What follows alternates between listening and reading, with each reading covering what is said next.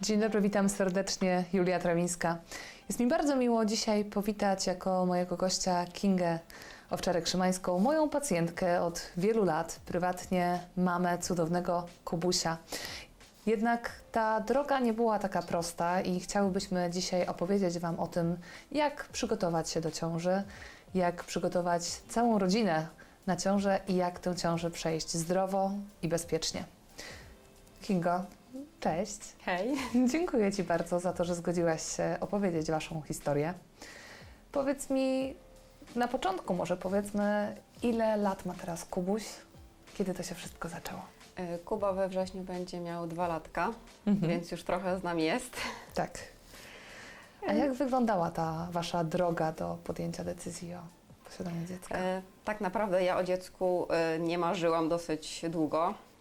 Mój mąż bardzo chciał mieć dziecko, odkąd się tak naprawdę znamy, bo to już 20 parę lat, znamy się od dziecka.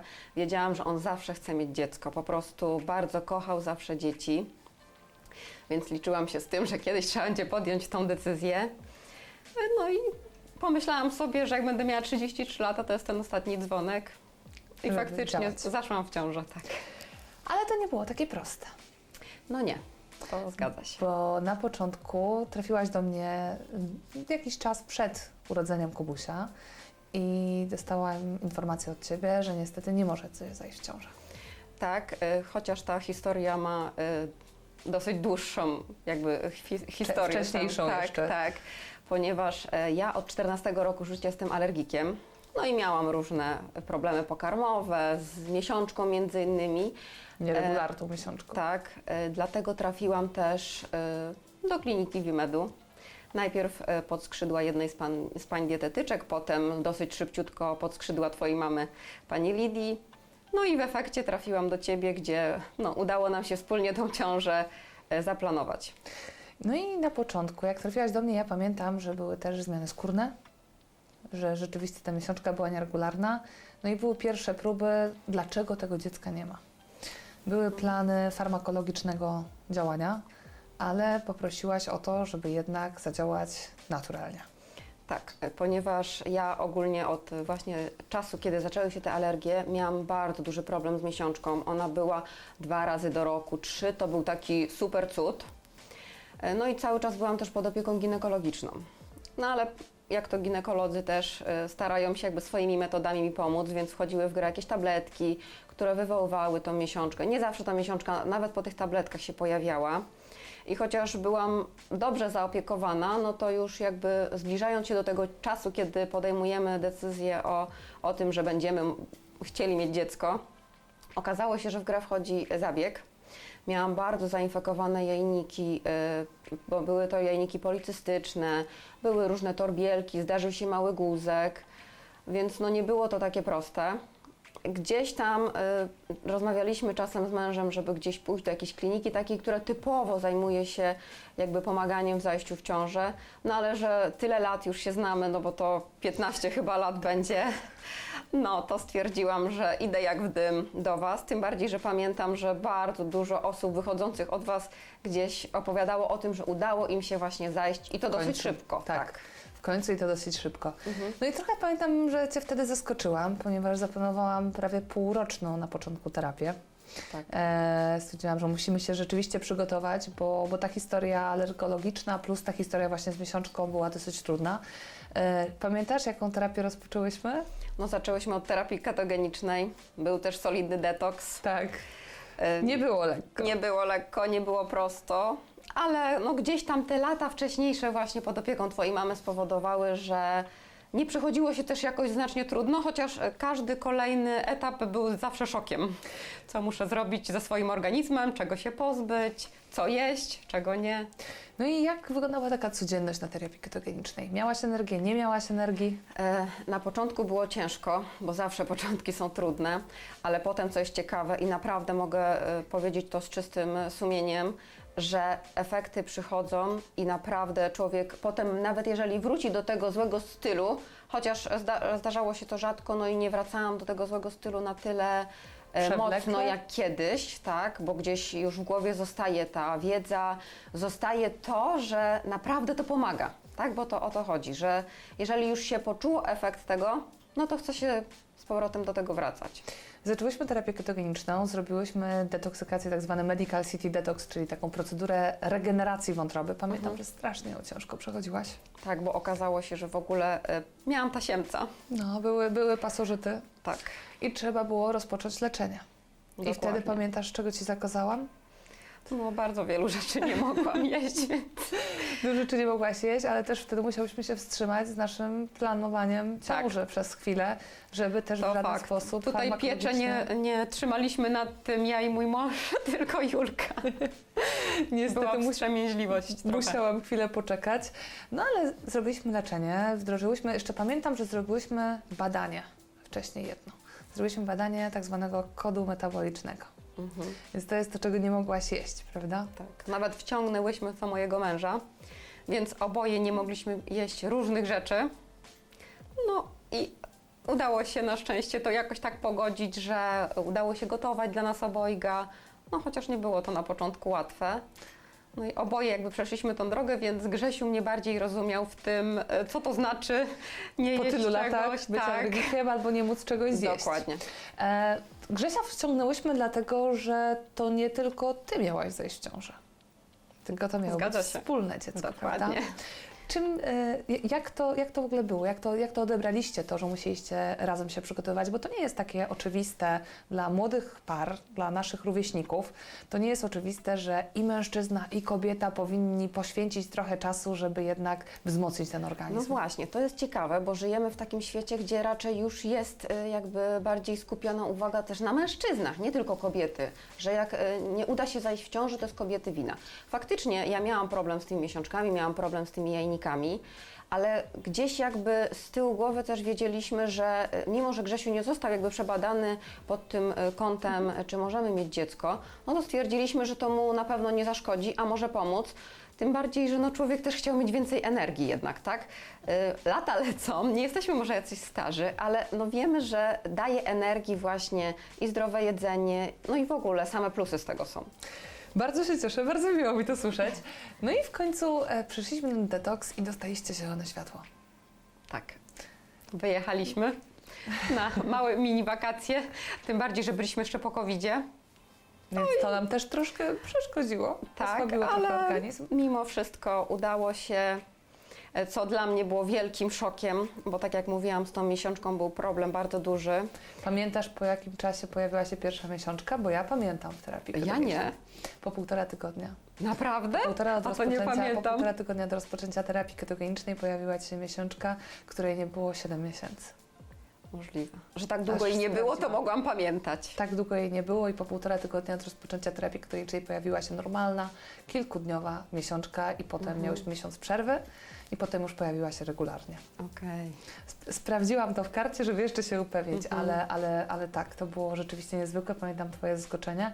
No i tak jak powiedziałaś, było dla Ciebie zaskoczeniem, że już się udało, Tak. że mamy tego dzisiaj. Pamiętam Twój telefon. Tak, tym bardziej, że miałam ostatnią miesiączkę właśnie wtedy w sierpniu, to był sierpień poprzedniego roku niż styczeń, w którym zaszłam w ciążę. Byłam strasznie przerażona.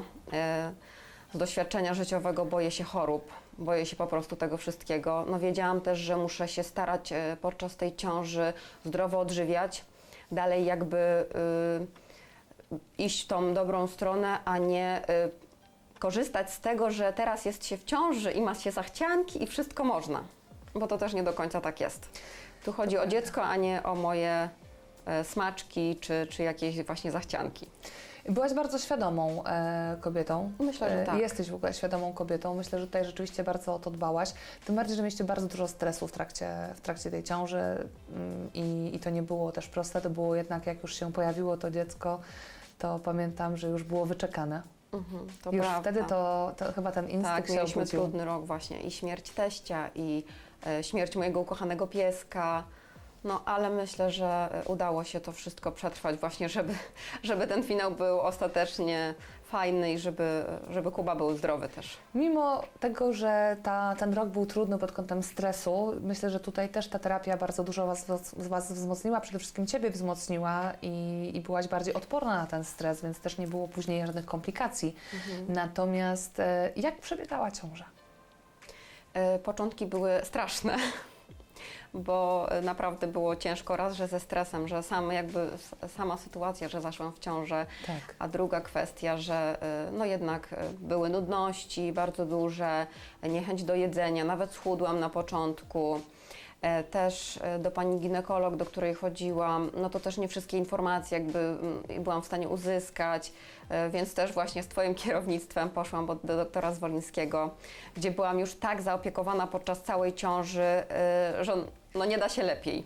Mój mąż potem to aż przeżywał, że nie był nawet świadom tego, pod kogo ja opieką jestem, bo gdzieś tam po drodze do niego to nie docierało, nie? Tak, a doktor Zwoliński rzeczywiście się zaopiekował i tutaj współpracowaliśmy wspólnie żywieniowo, ginekologicznie, żeby to wszystko było jak najlepiej. No ale już później czułaś się coraz lepiej. Tak, starałam się korzystać jak najbardziej z tego życia wolnego, że tak powiem. Dużo odpoczywałam. Miałam też, co ciekawe, nie wiem, czy to nie jest wynik właśnie tego poprzedniego stylu życia, że bardzo dużo warzyw jadłam.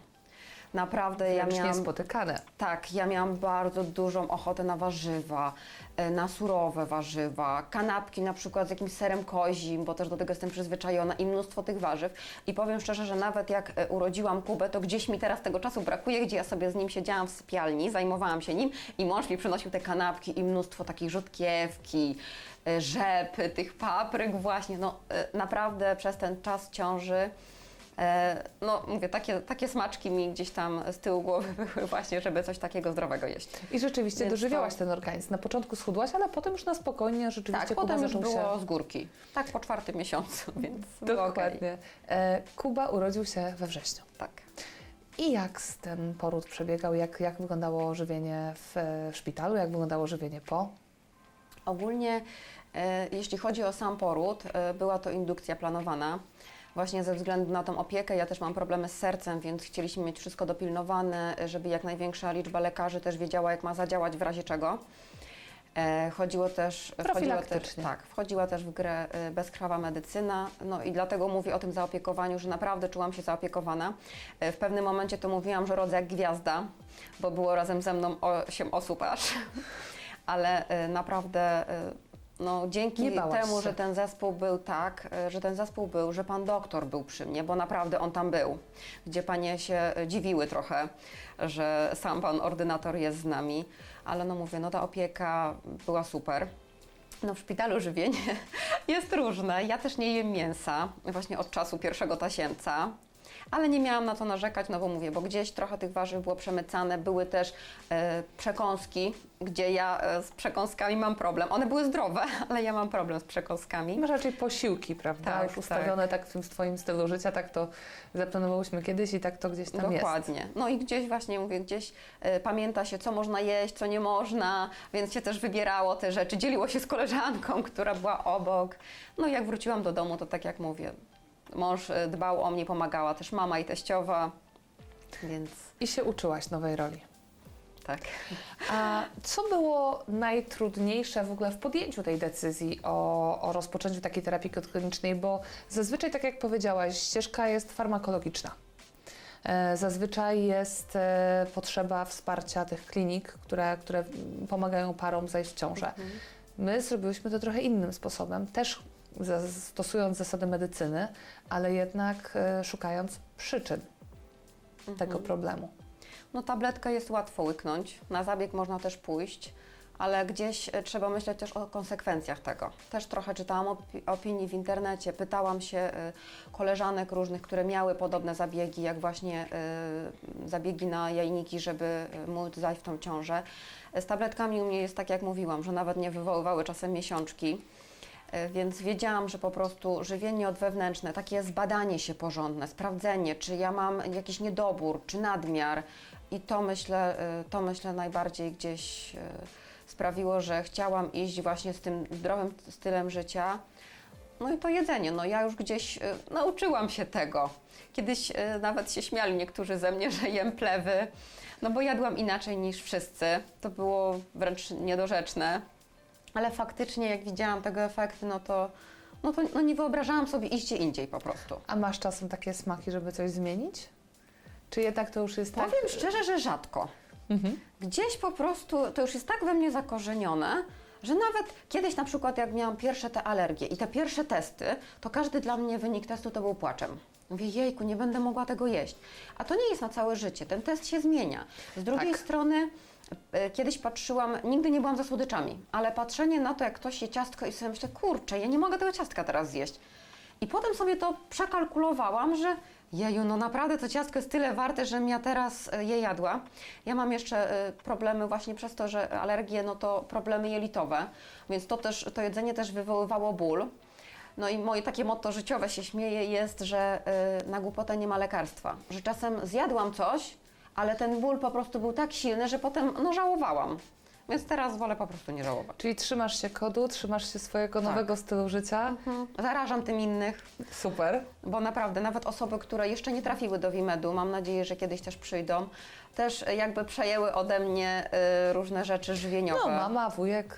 Tak, ale na przykład moją przyjaciółkę bym chciała przysłać, chociaż no też stara się, widzę, bardzo zdrowo jeść, nie? Mąż zmienił też podejście do jedzenia. I ile Wam dało to przygotowanie do ciąży? Bo efektem naszych celów miał być Kubuś. Tak. Zdrowy, silny chłopak. Zdrowe, silne dziecko, tak? Mamy zdrowego, silnego chłopaka. Ale czy jest coś, co uważasz, że gdyby nie to, to by na przykład byś tego nie miała? Albo jak to wpłynęło później na Twoje życie, ta terapia, w ogóle ten proces przygotowania? To, że musiałyśmy się wstrzymać jednak z tym planowaniem ciąży. No teraz jak Kuba jest na świecie, to zupełnie inaczej patrzę na wiele rzeczy. Ja długo tą ciążą nie potrafiłam się cieszyć. Naprawdę, też miałam mały brzuch, dla mnie to było super. Bardzo mały. Dla mnie to było super, tak, bo jak w 7 miesiącu pojechaliśmy na wakacje, to mnie w toalecie nikt nie chciał przepuścić mimo opiętej sukienki. Wśród znajomych nie chwaliłam się za mocno tym, bo dla mnie to był naprawdę duży szok. Dzisiaj gdzieś trochę tego żałuję, bo naprawdę moje myślenie się zmieniło. To w ogóle moje podejście do życia, bo kiedyś nie umiałam żyć bez pracy. Ja miałam mnóstwo dni urlopu, co w ogóle zauważyłam, jak teraz po macierzyńskim wybierałam ten urlop i dla mnie istniała praca, tylko praca i w ogóle no, nie wyobrażałam sobie, że ja mogę być takim dłuższym wolnym. Teraz faktycznie nie jest tak, że ja nic nie robię, że się w domu domem tylko zajmuję i tak dalej, ale nie wyobrażam sobie po prostu życia bez niego. Nie chciałabym wrócić do tego wcześniej i zastanawiam się, co ja miałam w głowie, że tak się tego bałam. Że nie do końca chciałam, a z drugiej strony wiem, jak uszczęśliwiłam też mojego męża, którego po prostu bardzo kocham. I w każdym dniu on mi to pokazuje, więc tym bardziej się cieszę, że spełniłam jego największe marzenie, jakim właśnie jest Kuba. Bardzo się cieszę i dziękuję Ci bardzo, że podzieliłaś się tą historią, bo to nie jest łatwe mówić o tej ścieżce. Cieszę się, że mogłam pomóc Wam Ja w tej też. pięknej drodze i dziękuję Wam za zaufanie. Cieszmy się tym maluchem. I myślę, że trzeba powiedzieć każdym rodzicom, którzy mają problem, żeby szukali. Drodzy Państwo, szukajcie przyczyn, nie bójcie się i jeżeli jest jakiś stan zapalny w organizmie, to najpierw znajdźmy jego przyczynę, żeby rzeczywiście móc zaplanować piękną, zdrową, bezpieczną ciążę. I jeżeli planujecie dziecko, planujecie powiększyć rodzinę, to myślę, że warto pomyśleć o tym, żeby zarówno jedno, jak i drugie przygotowało się do tej ciąży, żebyśmy dali jak najwięcej zdrowia, jak najwięcej sił, jak najlepsze geny naszemu potomstwu. Dziękuję Państwu serdecznie i zapraszam do subskrybowania kanału, zapraszam do zadawania pytań i do zobaczenia w kolejnym odcinku.